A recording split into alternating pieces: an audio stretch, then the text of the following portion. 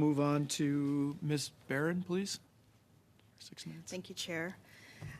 First of all, I'm here covering for my colleague, MP Peter Julian, and I just want to express my condolences for the families and victims of Paul Bernardo, because I haven't had a chance to do so yet. My first question is to you, Ms. Kelly. In your opening statement, you talked about the importance of victims' rights in making decisions, ensuring communications with victims, taking an approach that's using compassion and respect for victims.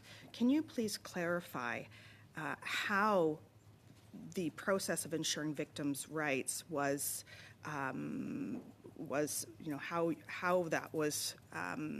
how you followed through with victims' rights in making decisions in the transfer of Paul Bernardo from maximum to medium security?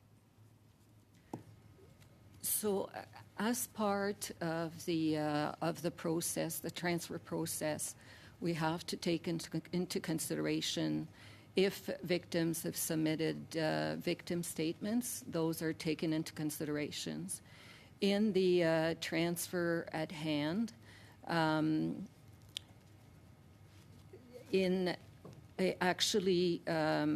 we communicated with victims. And there was one victim before we did the review of the case that I spoke with. After the review of the case was done, again, we communicated with victims, and I spoke with many of them to review the findings and recommendations with them. Also, as a result of the review, they made a recommendation, as I said, that we establish a multidisciplinary committee, and we have done so. I mentioned the composition of the committee, and so far there have been 2 meetings, and I think that we're going to listen to the victims, to what they need, and enhance our policies and practices in terms of information sharing. Thank you. What I'm trying to understand is, were the victims and families specifically of the victims of Paul Bernardo, were they notified of this transfer in a timely manner? What does that look like? So the way it works for transfers to, let's say, from maximum to medium, in this case, we are mandated to advise the victims. Normally, it's after the transfer occurs. In the case of a transfer to minimum security, we advise the victims prior to the transfer. In this particular case, we advise the victims the morning of the transfer.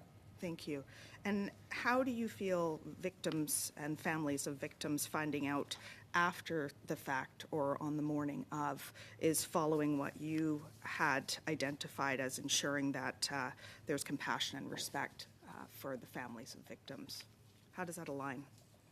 Again, in this case, we followed the legislation and the policies, but I think there was a recognition that, and that was part of the review, that maybe more could have been done, and that's why we're having the multidisciplinary committee to discuss exactly those things.